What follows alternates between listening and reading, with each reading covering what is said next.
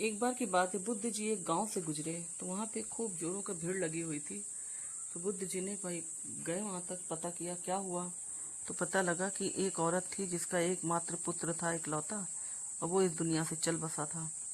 अब औरत रोए जा रही थी और कह रही थी, नहीं, मैं अपने पुत्र को नहीं दफनाने दूंगी, मैं अपने पुत्र को नहीं ले जाने दूंगी। लोग कह रहे थे, नहीं, अब तुम्हारा पुत्र इस दुनिया में नहीं रहा, ले जाने दो। तब बुद्ध जी वहां पे आए और उस लेडीज औरत से बोले कि ये तो प्रकृति का नियम है, जो आया है वो जाएगा। तो बोली, नहीं नहीं, तुम सब मुझे जो बेवकूफ ना बनाओ, बहाने ना बनाओ, मैं अपने पुत्र को नहीं ले जाने दूंगी। अगर मेरा पुत्र जो अब ये भी चला है तो मैं किसके सहारे रहूंगी। तो सबने कहा, अब तो वैसे भी ये दुनिया छोड़ के चला गया है, इसकी जो मृत पाए जो शरीर है ये यहाँ पे रख के धीरे धीरे सड़ने लगेगा। मगर वो लेडी किसी की बात सुनने को तैयार नहीं हुई।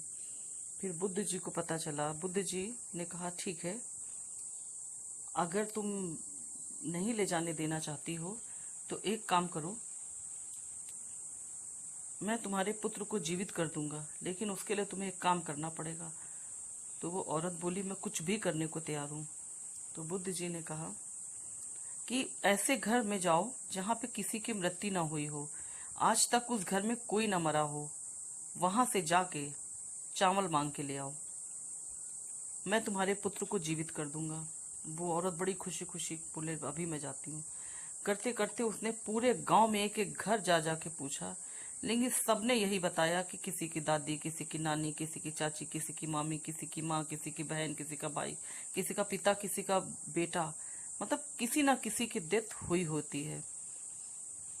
जब वो औरत आई और बहुत ही एकदम से कदम उसके लड़खड़ा चुके थे, बहुत बुरी तरह वो जब लौट कर आई, तब वो बुद्ध के पैरों में पड़ गई और रोने लगी और अपने नेत्रों से, आशुपूर्ण नेत्रों से अपने पुत्र को विदाई दी, जो अब इस दुनिया में नहीं रहा था।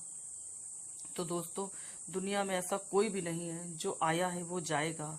कहावत भी है, जो आया है सो जाएगा, राजा रंक फकीर। जय श्री कृष्ण दोस्तों। एक बार की बात है,